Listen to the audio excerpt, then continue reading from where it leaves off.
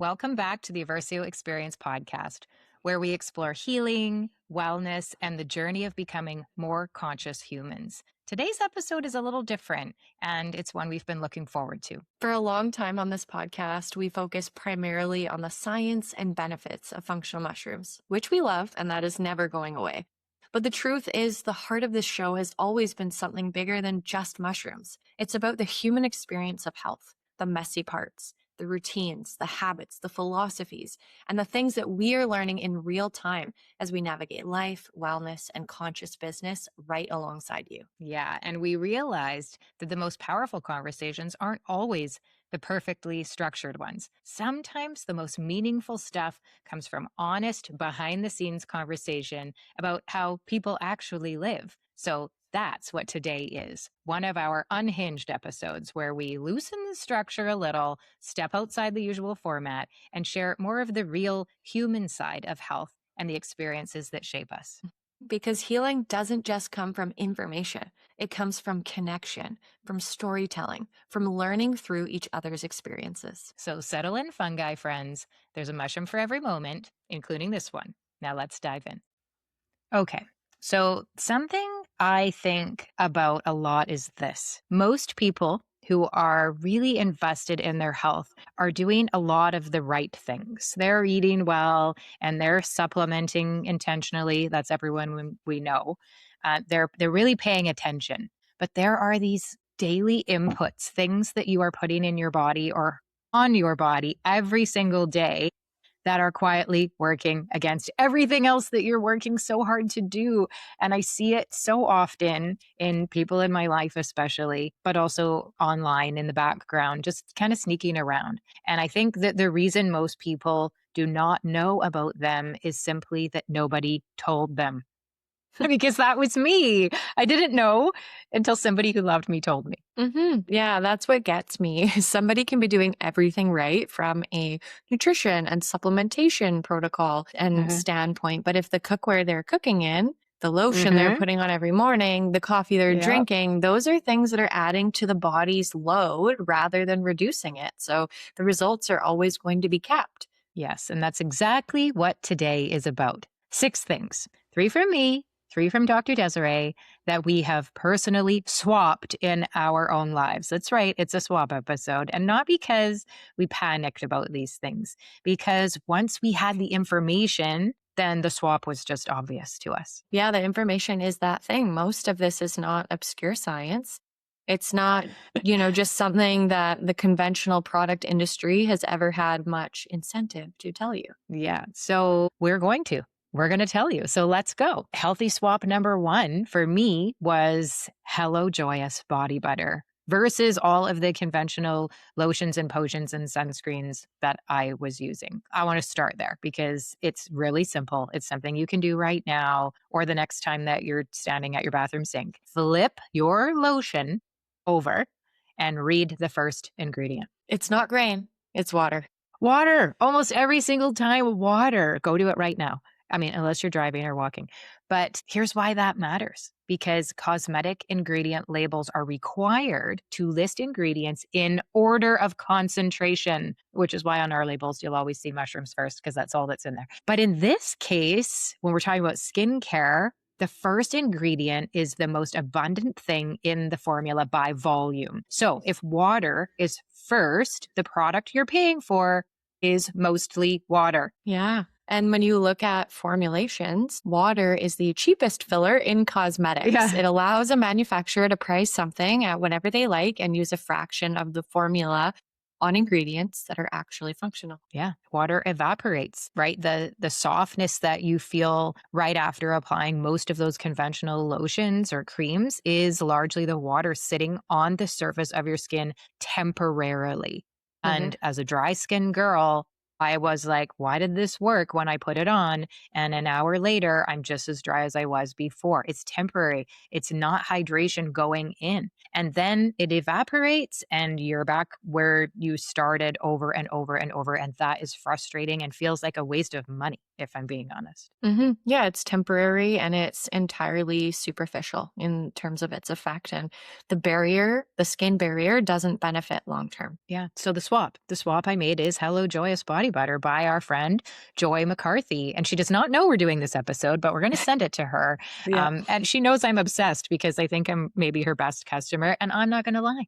I might have asked her if I could buy it in a 5-gallon drum because I use so much of it. Eversio community, I talk about it all the time. My love for the Joyous Health or the Hello Joyous body butter. And what got my attention immediately about the product is that it contains 0 water. Every single ingredient in her formula has a purpose. Yeah, and that changes the whole equation because when there's no filler, everything present is actually doing something. Yeah. And it has chaga in it, which is, where this gets personal for me. I have had psoriasis from the time I was 15. That turned into psoriatic arthritis. And chaga, both through my Eversio wellness supplements and now through what I'm putting on my skin, has really made a meaningful difference to my skin inside and out in that psoriasis picture for me. And there's some decent research there. Yeah, let me explain why, because I think it's one of the most compelling things about chaga specifically is the research for psoriasis. And chaga has one of the highest recorded ORAC values of any natural substance. And ORAC, ORAC, stands for oxygen radical absorbance capacity, which is essentially a measure of antioxidant activity. So when you're applying antioxidants topically, they are working directly against oxidative stress in the skin, which is a primary driver of both skin aging and chronic skin inflammation. Yeah. So it's not just sitting there. No, not at all. And there's research examining chaga's effect on what we call NFKB, which is a key inflammatory signaling pathway in the body. So in psoriasis and psoriatic arthritis, that pathway is overactive. Chaga has been shown to inhibit it. So what Brandi is experiencing from putting chaga on topically and also taking it internally has a real mechanism behind it, and it's not a coincidence. Yeah. The fact that the mushroom I trust to take every day is also in what I put on my skin just feels completely aligned to me. It's the inside and outside story. Okay, while we're here talking about lotions and potions and all the things, let's talk about most conventional lotions and what they contain, because I do think it helps explain why the swap matters beyond just the water issue for those listening. Yes. Tell them. Tell them, Dr. Desiree. Okay, parabens are the most commonly used preservative in conventional cosmetics and personal care products. In 2004, there was a study by Darby and colleagues published in the Journal of Applied Toxicology, and it found parabens in the majority of human breast tumor tissue samples they examined. And I do want to be precise here because accuracy matters. The study established that parabens were present in the tissue. It didn't prove that the parabens caused cancer. Those are two very different claims. But what it did do was raise a legitimate question about what we are accumulating in tissue over years of daily use. And that question has driven significant ongoing research. Right. Detection is not causation. Yes. And that distinction is important because so then for sunscreen specifically, there was a 2019 study published in JAMA, and it found that oxybenzone, which is one of the most common chemical UV filters in conventional sunscreen, entered the bloodstream after just 1 day of normal application and reached levels that prompted the FDA to call for additional safety data. So I do want to be clear. This doesn't mean stop wearing sunscreen. Sun protection is important. Talk to your dermatologist or your doctor. But what it means is that the question of what we are choosing to put on our skin every day, knowing that the skin absorbs, is a meaningful one worth paying attention to. And also, if you are curious, look into chemical sunscreens versus mineral sunscreens. Yes, yes. And that is really the key point. The skin absorbs. It's an organ. It is not just you're putting it on the outside and it won't make a difference to your health later on. What you're putting on your skin is going inside you. Yeah, and most people think of the skin as a barrier that keeps things out, which it does, but it does have this, protective function, but it works in both directions too. The entire transdermal drug delivery industry, how nicotine patches work, for example, how hormone patches work, how certain pain medications are delivered topically, is built on exactly that fact. It is pharmaceutical standard that compounds applied to the skin enter the bloodstream. So being intentional about what goes on our skin daily is not over caution. Yeah. Yeah. It's just And Hello informed. Joyous. Yeah, exactly. Hello Joyous is that it just sidesteps all of that. I don't have to think or worry, and it makes my life easy because clean ingredients, organic, zero water, and you add chaga to it. It's my big success swap of life, I think. My skin has never been more hydrated since I made that swap. And I went away to Maui on a family holiday over the winter of last year, and I ran an experiment. Now, this is an N of one. I'm not telling you, like Dr. Desiree said, to not wear sunscreen, but I risked my life for you, Eversio community. I wore no sunscreen for 2 weeks in Maui, and it was hot every day. And I will tell you, I wore a hat. I always wear a big sun hat. If you've seen pictures on social media, I'm not out in the sun without a hat on. I don't wear sunglasses regularly day to day around here where we live in British Columbia because I want that natural sunlight in my eyes because of what we've talked about in many other episodes with circadian rhythm and the importance of light in the eyes first thing in the morning. But when I'm in a place that is sunny all the time, I am protecting my face because I'm really protecting that delicate skin under my eyes and so much sun exposure. So, hat and sunglasses, yes, I'm wearing a moisturizer on my face that is not the Hello Joyous body butter, but the rest of my body, literally from my neck to my pinky toes, I am showering and like slathering down with my Hello Joyous body butter that's full of chaga. And I am getting sun. And I did not get sunburnt and I did not use any sunscreen on that trip. Now, I applied it probably more than once a day, especially if we were out in the warmer hours. We're very intentional about walking early in the morning, coming in and having a bit of beach or pool time, and then reading, making lunch, being inside, doing work sometimes, and then being out again in the later afternoon. So I'm not sitting in the noon, high intensity, big UV sun, but I was outside every day, multiple times a day in the sun and used no sunscreen and did not get sunburned. So are we being sold too much sunscreen? Are we being overcautious when we're putting it on in a thick white layer and living in fear that way? Are we stopping ourselves from getting some of the benefits of the sun when we're doing that? I think it's just something to think about. Something Mhm. to think about. And if you're wondering, well, what would I use instead because I want something on my skin? I'm going to tell you, Hello Joyous body butter. It's my favorite. It's my favorite skin swap. Okay, let's go on to It's the pretty second one. awesome. Okay. Swap two. This one sounds extremely basic, but I can promise it's worth knowing. And Mhm. it's a recent one for me. And it is wooden kitchen utensils instead of plastic ones. Okay. The heat piece. Yeah. Yeah. So when I found out what actually happens when a plastic spatula sits in a hot pan, I could Mhm. not keep using it like that day, which I didn't have anything to replace it with, but I threw it out anyway. So give us the science here, Dr. Desiree. Plastic in a hot pan. Why not? When plastic utensils contact heat, they can release micro and nano plastic particles into food. So, really, really small particles of the plastic is getting Hmm. into your food. Research on plastic cooking materials, specifically nylon, polypropylene spatulas and spoons used at normal cooking temperatures, has found that this happens at a scale most people wouldn't expect. We're not talking Yeah. about trace particles. We're talking actually about a significant number of particles per use. Yeah. And I was listening to a podcast and heard a reputable scientist on a reputable podcast. And I'm not telling you to get all of your information from podcasts. I'm not saying that.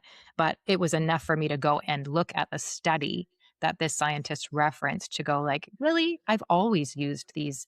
And mine were silicone. But if you've got silicone, there's likely some plastic in there. These tools that I've been using my whole life and thinking I'm doing so much for my wellness, so much for my health and for my healing. Could this be one more thing that might put me on that path I want to be on? And yes, it goes beyond the microplastic issue as well. Tell us about that. Yeah, it does. So there was this 2011 study published in Environmental Health Perspectives that looked at a wide range of plastic products, including ones specifically marketed as BPA free. We've seen that a lot. Hmm. And found that the majority of them leached compounds with estrogenic activity when exposed to heat. So the Yes. BPA free labeling addressed one specific compound, but did not resolve the underlying issue, which is that many plastics under heat stress release things you don't want in your food. And we talked about this in our sustainability episode as well with the Yes. microplastics. Yeah. And that's the part that really got me. that people made a conscious choice to buy what they thought was a safer version. I was that girl. They're silicone, they're BPA free. I'm making a good choice. I did buy those with intention, but I missed something.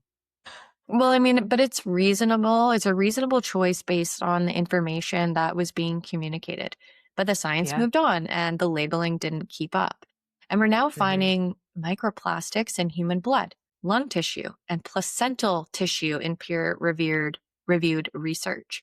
So the kitchen is one of the most controllable places that you can reduce that exposure. And wooden Hmm. utensils are one of the most affordable, which is a big thing, Hmm. and accessible swaps on this entire list, I would say. Yeah, a good wooden set can be just a few dollars. You don't have to do everything at once. You can just start with whatever contacts the most heat. So for me, it was my stirring spoons, Mhm. but it could be your spatulas. And then you can look. I mean, I bought mine on Amazon. Beech and bamboo and teak and hardwood, they all hold up well. They're actually quite beautiful. And I've started kind of a collection of them. I've tossed all the plastic now, but I didn't do it all at once. I started with the thing that I knew, like, I'm using this every day. It's got to go. And I literally turned around, threw it out, and then realized the next morning I needed that thing. I'm Yeah. using it every day. And that started my replacement. That started the whole swap of all of the utensils in the kitchen. And the cool thing too is that they don't scratch stainless steel or cast iron surfaces, which matters a Mhm. lot for the swap that I'm going to talk about shortly. Okay. Yeah. Okay. We absolutely coordinated this episode.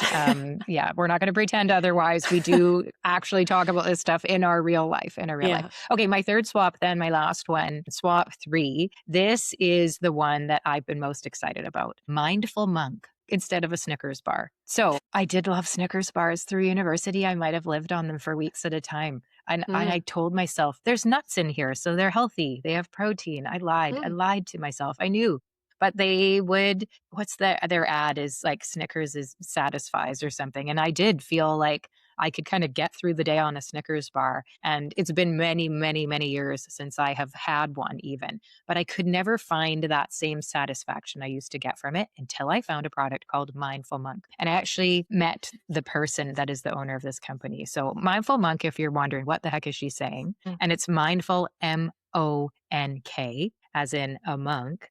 It's like a chocolate bar that uses monk fruit juice as the sweetener instead of sugar. So before I say anything else, I need you to trust me when I say it actually tastes like a little chocolate bar, mhm. because we've all been down the road of the healthy alternative that tastes like cardboard or garbage, and then we throw it back in the cupboard and we never touch it again, and that's not really a swap then. It's good. I can confirm. I love them. Yes, yes. I think I actually brought them to you as your housewarming gift when you moved at one time. You did. So thank you for confirming that. It's not just me.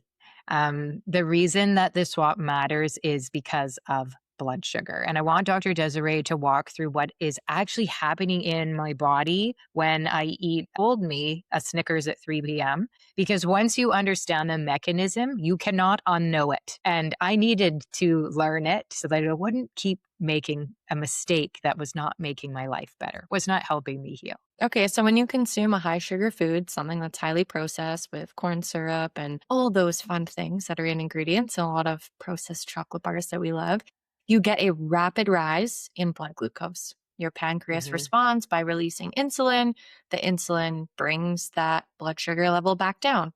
The insulin response often can overshoot, meaning that your blood glucose can end up lower than what it was before you ate. Mhm. That's that crash where it goes up and then it Mhm. drops. That's the reason typically people will feel worse an hour after the chocolate bar than you did Mhm. before you reached for it. Yeah, the 3 p.m. slump getting worse after the thing that was supposed to fix it I is know. insanity. The Snickers didn't fix it. So there's research on blood sugar variability, specifically linking those glucose spikes and the crashes that follow to impaired working memory, attention, and processing speed. The afternoon brain fog that a lot of women experience and people in general experience and chalk up to just being tired is often a physiological response, and it's connected to what they ate just a couple of hours earlier. Yeah, I lived in that cycle for so many years and I never made the connection. Who was I? Like, who even was I doing that for so long? But most people don't, right? Most people don't. And so there's also the longer picture as well. Repeated daily glucose spikes, even from something as seemingly minor as like a little afternoon snack or treat, can Yeah. contribute gradually to insulin resistance over time. I'm not saying that a Snickers bar in the afternoon is going to cause Yeah. diabetes for you or cause insulin resistance, but it's these little micro It's the habits that habit. add. Yeah, it's the habit that adds up. So even in people who are otherwise healthy and who would never associate their snacking habits with their metabolic health, it's these little things that are really taking away our energy. Yeah. So the mindful monk piece. Mm, Tell them why this little treat works. And I will say I met the owner right at the beginning of us co-founding Eversio Wellness. So mm, we didn't even have products, our mushroom extract products to market yet. And I was taking an online course in entrepreneurship because I was an elementary school teacher and thought, what am I doing? Like how I don't know how to run a business. I just want to give people mushrooms. Can't I just give them away? And Craig would say, no, we can't give them away. That's not a business. That's a charity, but people, that's what I would prefer to do. So I took it on myself because I am a lifelong learner to educate myself. And I was in this online course with other entrepreneurs in our area who are kind of in the same boat. Like I have this product that changed my life and I'm passionate about it and I want to share it with others, but I don't have any experience in business. So here I am sat in this course with all of these wonderful other people in the same boat as me. And in the chat, a girl like commented to me in the chat, like, hey, um, I've always wanted to put mushrooms in my product. It's so cool that you're here. We should talk. And that was the beginning of what has become a beautiful friendship. So her name is Alice Gray. And Alice, I'm going to send you this episode. So hello, sweet lady. You're amazing and inspire me all the time. But I tried her product when we met for coffee one day and it blew my mind. Like, how could this be good for me? I don't feel guilty eating this because I mm. feel nourished. There was no blood sugar spiking because there's no sugar in it, but it tasted amazing and it felt so satisfying to me in a way that I hadn't had a treat feel that way. No guilt connected to it. It was the thing that started getting me through as a new entrepreneur that 3 p.m. slump. So this is a healthy swap that again, I'm a lifer. I give this product to people as a gift all of the time. And Alice is always around. She's in Whole Foods and she's in all of these big retail locations now because she goes there and she does demos so that people can actually experience it because it seems too good to be true. And I'm telling you, it's true. So, Dr. Desiree, tell them all why it works. Monk fruit sweetener has a glycemic index of 0. So the sweet Zero. 0. So the sweet compounds in monk fruit called mobricides are not absorbed in the same way that sugar is. They pass through to the large intestine where gut bacteria metabolize them, and Mhm. there's no glucose spike and no insulin response. So you satisfy the craving without that metabolic cost. Yeah. Same life, better snack. And your afternoon energy is completely different when you are not riding that spike and crash cycle. So you've probably seen me, and I've posted on social media, having my 1:30 p.m. matcha, my last matcha of the day, a little bit of caffeine, a little L-theanine in there, getting all of the benefits of the matcha with a mindful monk square. So there's 2 squares in a pack. And that is without any crash or spike after. It's just this beautiful, nourishing way to treat myself in the middle of the day and get me through to dinner without a big meal in there. And the ingredients are healthy fats and they connect with a keto diet. They're vegan, they're gluten free. I just love everything about them. So, of course, we're going to drop you links below to some of those products that I just talked to you about. But Mindful Monk is one that I think people really need to take the risk to give it a try because they won't believe that this tasty little chocolate snack treat can actually be good for you.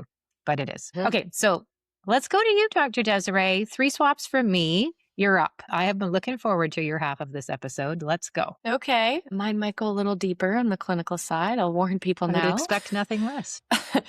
Okay, 3 swaps: cookware, makeup, and what goes in my morning cup. And the Okay. thread through all 3 is the same. The conventional versions contain things that most people just probably simply have never been told about. It's not to alarm anyone, but just because I believe the person using a product deserves to have the full information. Yeah, let's go. Okay, swap number 1. Stainless steel and cast iron versus conventional non-stick cookware. Maybe Teflon might Mm-hmm. be one of the things. Yeah. So swap one is cookware. Stainless steel and cast iron instead of the conventional non-stick. And I do want to explain why before I get into the how, because I think that's what makes this actually land for people and it's important. Yeah. So conventional non-stick pans are coated with PTFE. I'll try not to butcher this. It stands for poly tetrafluoroethylene, and it belongs to the PFAS family of synthetic Mm-hmm. chemical compounds.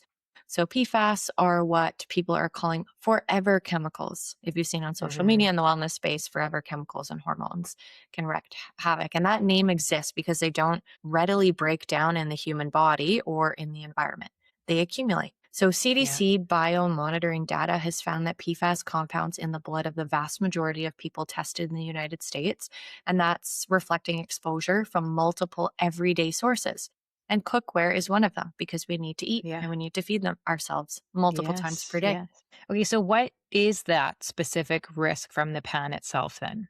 So it's two things. The first is temperatures. When PTFE coatings are heated above approximately 260 degrees Celsius, which is around 500 Fahrenheit, they can degrade and they can release fumes. So there's a Mm. documented medical condition, which I never knew about this prior to researching for this episode, called polymer fume fever, which presents with flu-like symptoms. So fever, chills, chest tightness. Most home cooking doesn't routinely hit that exact threshold, I would say, but the coating has a limit and it is important to know where it is. Yeah. Okay. And what's the second?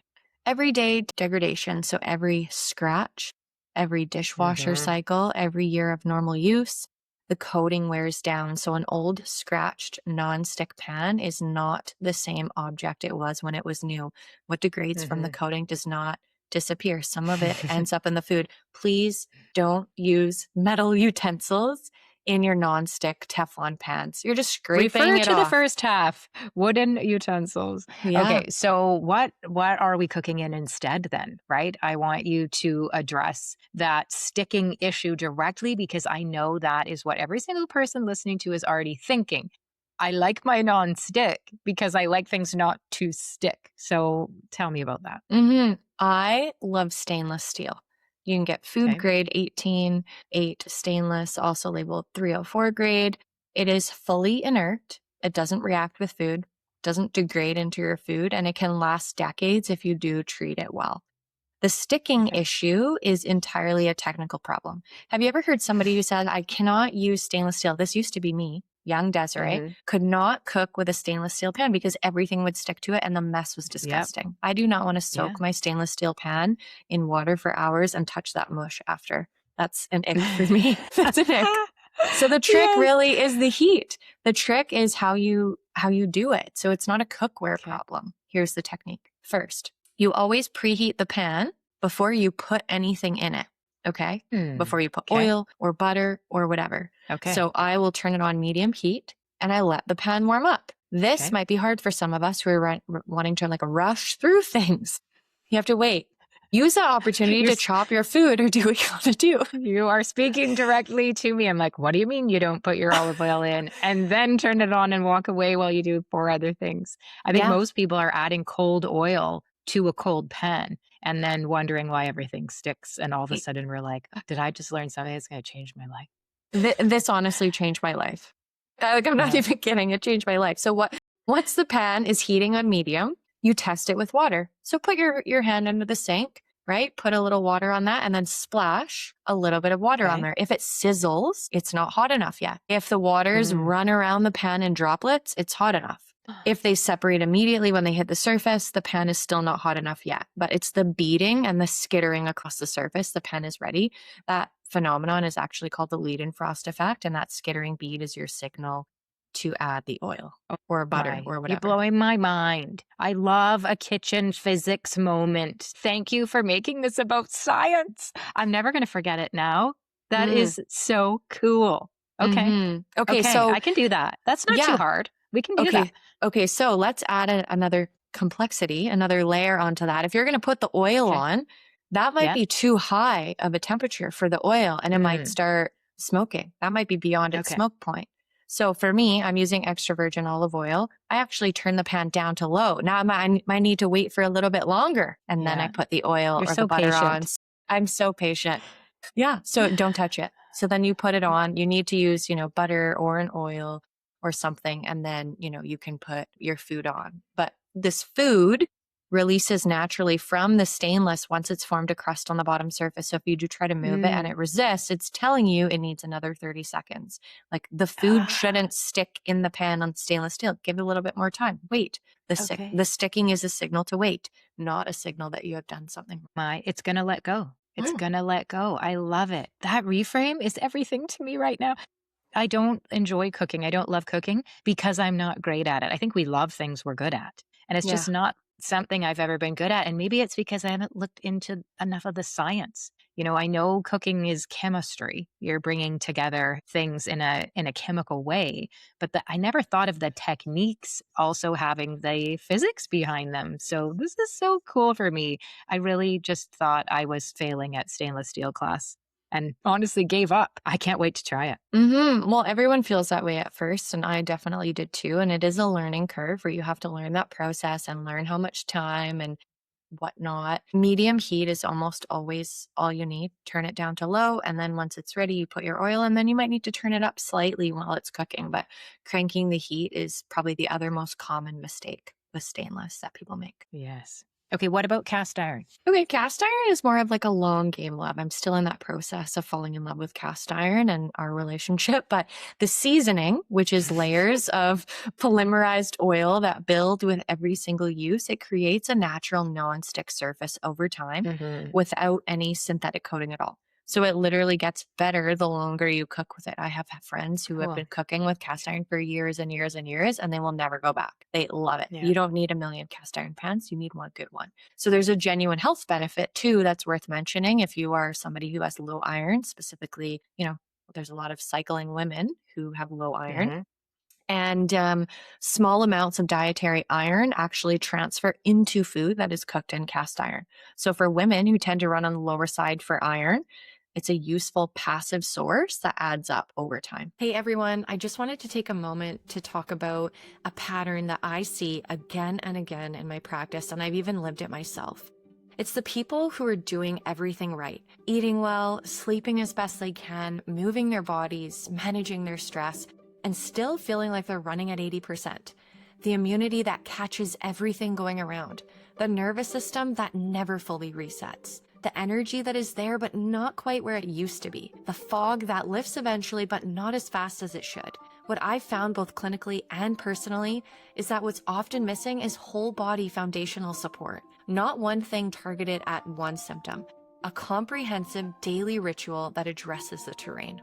And that is what the 4 mushroom blend does. This is the product that I reach for when life is a lot. And honestly, when is it not? It's the reishi, the lion's mane, maitake, and shiitake, 4 of the most powerful functional mushrooms in the world, in just a single half teaspoon of extract powder. It's so simple. Add it to your coffee, your smoothie. I put it in my matcha. It can be part of your morning ritual, or you can use it in the evening and done. It just disappears. I use my electric mushroom mixer to blend it in there, and you barely taste it. And what you're getting in that half teaspoon is 9,750 milligrams quantity crude equivalent of mushroom intelligence with 40% verified beta glucans. And that number really does matter. Beta glucans are how you verify that a mushroom supplement is actually able to do something. That 40% is a level that most brands in this category cannot match. And the reishi is so helpful to be supportive of your stress response and your sleep. The lion's mane supporting cognitive clarity and nerve health, the maitake supporting immune function and metabolic balance, and the shiitake adding antioxidant and immune depth. Together, they work the way your body actually works, as a system, not one symptom, one product, one ritual, comprehensive support. Yeah, this is the blend that I would recommend to someone who doesn't know where to start. And it's the one that I'd recommend to someone who already has a protocol and then wants to add a foundation underneath everything else. So head on over to EversioWellness.com, use code PODCAST15 at checkout for 15% off. And that's for anyone in our community, anytime, any order. Consistency is where the results live. This is the ritual that makes consistency easy. However, at the lake, when we go to our little place at the lake, our neighbor gave us a cast iron pan as a housewarming gift when we moved in, and it's all we've been using that's there. And Craig's actually very particular about the seasoning of it that you've been talking about. I thought he was kind of crazy, but I didn't know that that's what was happening. So it makes me excited for my new long-term relationship with my cast iron pan. Yeah. And I mean, you can probably use avocado oil. I know you like to cook with Yep. avocado oil, but it's Yeah. probably a first recommendation for cast iron because the Yep. smoke point is high for that oil and it suits the higher temperatures that cast iron is often used at. So, make sure that you're drying it completely after washing, applying a thin coat of oil before starting. That's, the full routine and it maybe takes 2 minutes. Super quick. Yeah, yeah, and I just put that avocado oil on a little paper towel and just wipe it over, and it actually looks brand new every time, but I didn't know that I was doing something that would benefit me as it compounded over time. Kinda like mushrooms. Very Mm-hmm. cool. Mm-hmm. Okay, we have to do the air fryer note because you know me. I'm convinced at least half of our audience has one out there, and it is the most friendly cooking appliance for me because it's so quick and easy for me as someone who doesn't have a ton of confidence in the kitchen. So, what about that? Yeah, I love the air fryer. With an air fryer, it's typically like a non-stick coating Yeah, inside the air fryer. So what can you do to avoid that? Well, you can use parchment paper in the basket. It's a great way yeah, not only for easy cleanup, it also reduces contact between the food and the basket surface. But one thing that is important to know is don't preheat the air fryer with the parchment inside and with yeah, nothing on top of it. The fan will put the paper directly up towards the heating element and it can catch fire if there's nothing underneath or nothing on top yeah. of the parchment paper. That wouldn't be fun. Food goes on the parchment paper first and then the unit goes on. So just make sure that the parchment paper isn't riding too high up on the sides or covering any part on the top. That airflow has to circulate freely or the whole appliance can't do its job. Yeah, totally makes sense. That tip is gonna save someone today. Someone. I really believe that, and we do. We have and that we actually have compostable parchment paper inserts that are the exact size of our tray. I don't know if we just left out or if they come in various sizes, but since we have started doing that, it actually does it. It makes me wanna use it even more because, like you're saying, it cleans up quickly and we're getting the health benefit of it not touching that surface anymore because it's only just now that we're starting to see air fryers come out with glass Mm, trays or other inserts. So you're right. The originals, they were all nonstick. yeah. Okay, let's go to number 2. Okay, swap two is makeup. So before I say anything else, I do want to be clear about the framing here. This is not about making anyone feel bad about what they're using. In the Mhm. past, I've used a lot of conventional products for years, and when you know better, you do better. So I think I think about this information that every woman deserves to have so that she can make a choice that actually reflects what she values if she chooses to wear makeup. Yeah, absolutely. I think that framing matters a lot for this one. So thank you for saying that.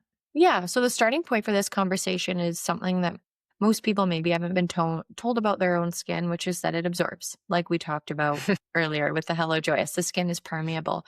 The entire transdermal drug delivery industry, all of these things, right? So it's important. So the compounds within makeup are entering the body to a meaningful degree. So some cosmetic Yeah. formulas actually include what are called penetration enhancers, compounds Hmm. specifically designed to push active ingredients deeper into the skin. So the issue is Hmm. that these enhancers don't selectively work on the ingredients that you want going deeper. Mhm. Yeah, they work on everything in the formula. Yeah, so on everything simultaneously, including the ingredients you would rather keep on the surface. So when we look at what's actually in a lot of conventional cosmetics, parabens are the most widely used preservative. There was that 2004 study that I talked about earlier. But we want to make sure that we are asking ourselves what is in these products and how can we find a clean makeup product, something that doesn't Yeah. have synthetic fragrance, which is another one of those things that people need to understand about cosmetic labeling. So in both the US and Canada, fragrance formulas are legally protected as proprietary trade secrets. Interesting. Manufacturers are not required to disclose individual fragrance compounds on the ingredient label. I don't like that. So Hmm. the word fragrance or perfume on a label can represent dozens to hundreds of undisclosed Wow. chemical compounds. That's kind of similar to like natural flavors on food ingredients. Yes. So, Yes. for anyone who's trying to make an informed choice about what they're putting on their body every single day, that lack of transparency doesn't feel good. Yeah. So a product can have a seemingly simple ingredient list with one word hiding everything that matters right there. Yeah. Yeah. So, and I mean, it could even potentially have heavy metals in there as well, right? Yeah. FDA testing of commercial lipstick samples found that there's lead present across a wide range of products. And the concern with lead is not in the single application necessarily, it's a chronic low level daily exposure over Mm, years. That's how lead accumulates in the body, amongst other things. yeah. So how does someone actually navigate all of this though? Because I mean, it can feel like a lot when most women aren't using just one thing they have to look at. They've got a drawer or a case of things. And I'm going to say the word paraben and the word fragrance is probably on most of them. Yeah. Okay. So there are two things that you can do. The number one being the simplest, simplify your routine. Every Yeah. product you eliminate is an exposure source that you no longer have. And and here's what most people don't expect either is that simplifying your routine tends to improve skin health over time. It really Yeah. does. Because skin barrier gets fewer things disrupting it, fewer products, better barrier function, and it feels like, less is more. You're doing your skin a favor in Less. that sense. Yes. Less is actually more in this Mhm. case, not just a saying. More than people realize. So, the second thing is to use the tools that already exist to do the ingredient research for you because you don't Hmm. have to become a cosmetic chemist to make better choices. One of my favorite websites for this is EWG Skin Deep. It's probably one of the Hmm. most well known. It's a free database at ewg.org/skin deep where you can search any product and see a single safety rating based on its full ingredient profile. So EWG stands for Environmental Working Group, and EWG Verified is the highest certification tier. There's another app that you can also get called Yuka. It's an app that lets you scan a product barcode in the store and get an instant score. So it's really useful when you're standing in, the shop looking for makeup and deciding whether to buy something. There's also Skin Safe, which was developed in partnership with Mayo Clinic, and it's very helpful for women with sensitive skin or even existing skin conditions. It's very clear Hmm. on allergens and irritants. And there's also the Detox Your Dome app, which is founded by one of our friends, Sophia, and it is focused specifically on reducing overall toxic load across personal care and household products. But I love it for the personal care products. That's my favorite. Yeah. So you can literally be standing at the shelf, and my daughter and I have done this, scan the product that you're about to put in your basket and know exactly what is in it before you buy it.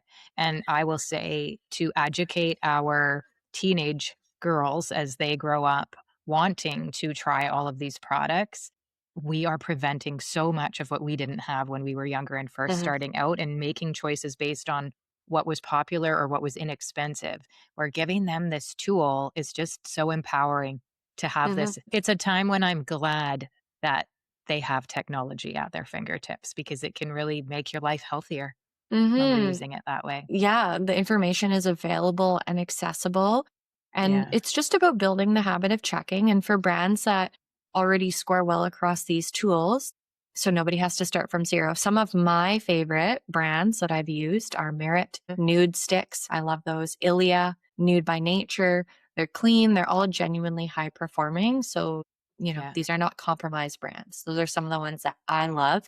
I've simplified my routine and I have peace of mind knowing I'm not putting parabens on my face. Yeah. Merit has basically become my whole personality at this point. I never wore makeup. I just didn't know what I was doing. It's kind of like cooking for me. I'm like, I'm terrible at it, so I just won't do it.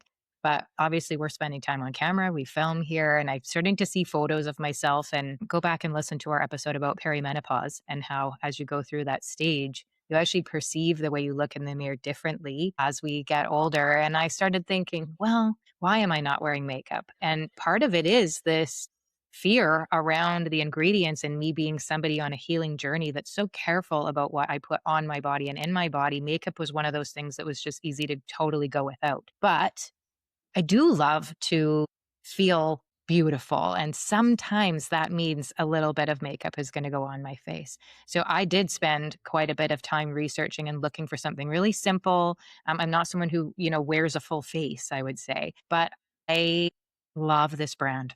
I am in Hmm. love with this brand. It's Merit. We are not being paid by them. This is not an ad, but it is something that I just find so easy to add. And it's very light and it is really clean. It's really clean and makes me just feel good. Mm-hmm. And that is something I hadn't found for makeup before. Often I would put it on and it would be in a different place or it would be making my skin more dry, which was what I was trying to prevent, or it looked fake.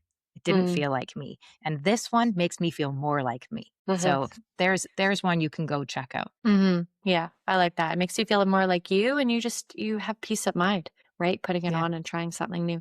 Okay, swap number three. It's the last one for me. It's going to start with something Okay. that most of us drink every single morning without ever questioning what's actually Hmm. in it. Coffee. It's the coffee. It's the Yeah, coffee question. Okay, give it yeah. to us. Okay, so I'm not saying everyone needs to break up with their morning ritual, but what I do want to share is information about coffee. What's in most conventional coffee that most people don't know, because I do think it changes the conversation about the choice being made. Yeah. Okay. What do we not know? Okay, well, there are two things that we don't know about most conventional coffee and what they contain. The first is pesticides. Coffee Hmm. is one of the most heavily pesticide sprayed crops in the world. The majority of commercial coffee is grown in regions where the regulatory standards around pesticide use are significantly different from what we have here in Canada. I actually remember I was back in the day in university, I had a job and I was taking a pesticide course because you needed to take Mm, a pesticide course to be able to dispense pesticides.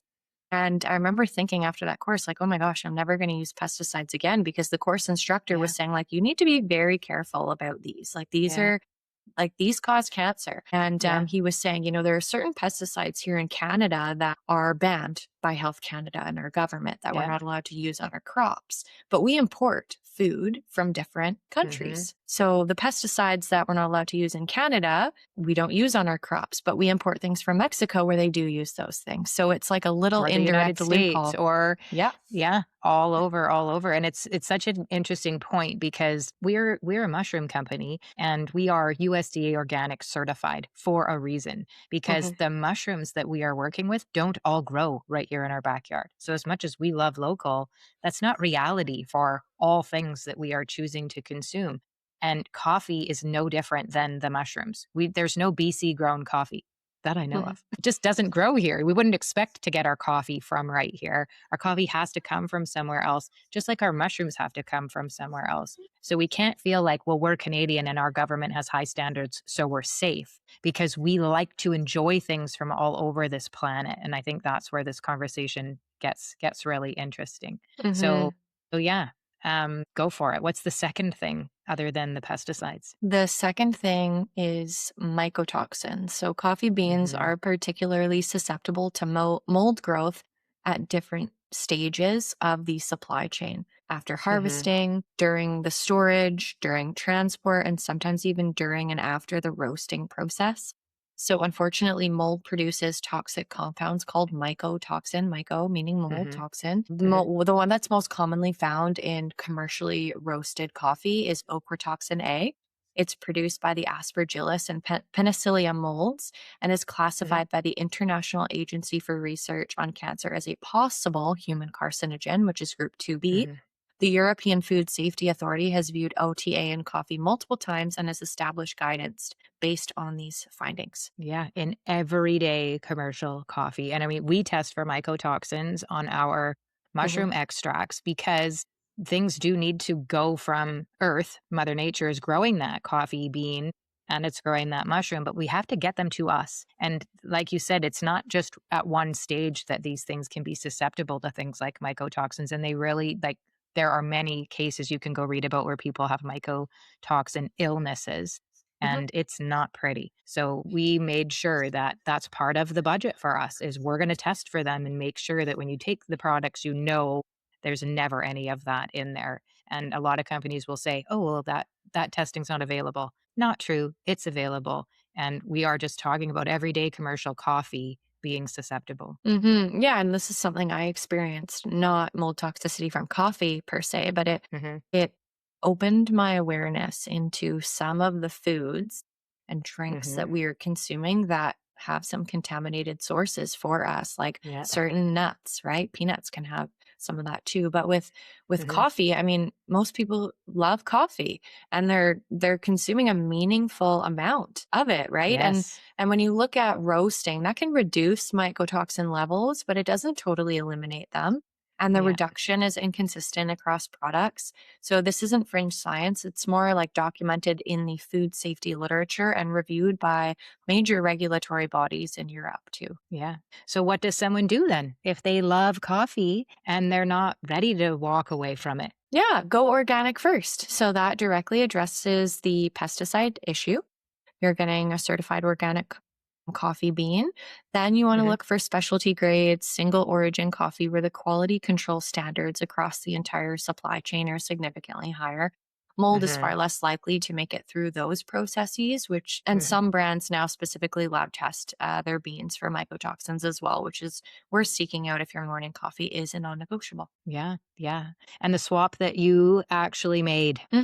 So my partner is a coffee drinker, so we have organic Hmm. coffee beans at home, but I love to drink matcha, organic matcha. Hmm. And I want to talk about why I love it. We all know I love it. And not just what I moved away from, because I think the more useful conversation about matcha is that it contains L-theanine. It's an amino Yeah. acid that modulates the way that caffeine behaves in the body. So especially if you're somebody who gets jittery with coffee, this might be Hmm. a better option for you. The combination of caffeine and L-theanine produces a qualitatively different kind of alertness than caffeine does on its own. Steadier, calmer, more sustained. Multiple studies have looked at the caffeine and L-theanine combination specifically and found a lot of benefits for sustained attention and reduced mental fatigue compared to caffeine alone. Yes. Hello, perimenopausal women. Did you hear that? Less of the jittery edge. We do not need that. Yeah, significantly less, but also the crash, a sharp Yeah. drop in energy and focus that tends to follow a couple of hours after coffee is minimal or even none with matcha, Yeah. personally for me. And most people find that Me too. I too. know you do. And the caffeine content is lower, roughly 70 milligrams per cup compared to, say, anywhere from 95 to 200 milligrams you get from a cup of coffee, depending on what kind you're having. And the Hmm. L-theanine is moderating it throughout, which I love. Yeah. So, what about this cortisol piece that we talk about? You mentioned this to me before, and it's really stuck with me. So caffeine stimulates what's called the HPA axis, the hypothalamic pituitary adrenal axis, which is the body's central stress response pathway. We've talked about that a lot. So research has documented some pretty meaningful cortisol elevation from caffeine, even in people who drink it regularly and consider themselves to be habituated. So the body Hmm. doesn't necessarily fully adapt. So if you are someone that's already navigating elevated cortisol, and if you're in perimenopause, if your adrenals are under ongoing pressure, your first act of the morning is activating that stress pathway before a single external stressor has even arrived. Yeah. Before the day's even started. Yeah. And I find, and others find, that matcha doesn't produce that same response. The energy that it Hmm. provides comes without triggering that stress pathway. And there's one more thing Hmm. about matcha worth knowing that I love. It contains EGCG, which is the primary catechin in green tea and one of the most extensively studied anti inflammatory and antioxidant plant compounds we have. So, organic matcha in the morning can be one of the most nutrient dense choices that you make for that first drink of the day. And organic also specifically matters because matcha is the whole leaf that is ground and consumed. It's not steeped and discarded. So, Hmm. whatever is on that leaf, you're ingesting. Yeah. Yeah. And can we talk about the home barista angle? Because I think that is where it gets really practical and exciting for people. When you're making your own drink at home, you control everything. The milk, whether that's, a clean milk, whether you make it yourself, a full fat coconut milk, homemade cashew milk, almond milk, whatever, the sweetener, whatever else you add, which is, you can also put mushrooms in there too. You can't if you're going to Hmm. Starbucks, right? It just fits in so Yeah. naturally. Yeah, because if you're already at your counter making your matcha in the morning, that's where adding your 5 mushroom blend or whichever one you love is just one additional step. One. And it transforms what you drink and how it's going to show up for you in the way that you feel later, right? It transforms what it's doing for you, that it actually becomes this transformative tool that was just meant to be your morning habit, your morning comfort. I love that Mhm, about it. mhm, mhm, and another thing too, like, when we think of milks that we're buying from the store, especially alternative milks, you have to look at, Mhm. are there oils in there? Are there Yes. preservatives? Are those gums actually hurting your stomach? It's super Yeah. easy to make your own homemade nut milk. I make Mhm. homemade cashew milk all the time. I will do 2 It's cups. delicious. It is delicious. I'll do 2 cups of cashews, 4 cups of water, a pinch of sea salt, a little bit of vanilla extract, 1 date, and blend it up, and it'll be good for a week. Yeah. It's amazing. It Yeah. gives that richness. Yes. And soaking those cashews beforehand makes all the difference. I have been lucky enough to enjoy Dr. Desiree's homemade nut milks, and I will tell you, it feels luxurious. Like what a gift to future you by making that part of meal prep on the weekend if you're doing that and just having it ready and on hand. I even think we have a recipe on the Eversio Well website for I think it's like a pumpkin spice Yep. homemade creamer from one of our nutritionists that provides some recipes, and it's got mushrooms already in it. So here's this homemade, beautiful nut milk with the mushrooms in it, with this beautiful flavor for fall. And when I tasted that and tasted yours, I thought, okay, this is something worth putting the time and effort into to, again, just upgrade a little habit and make it part of your healing journey. Why not? Yeah. Okay, well, 6 swaps. That's it.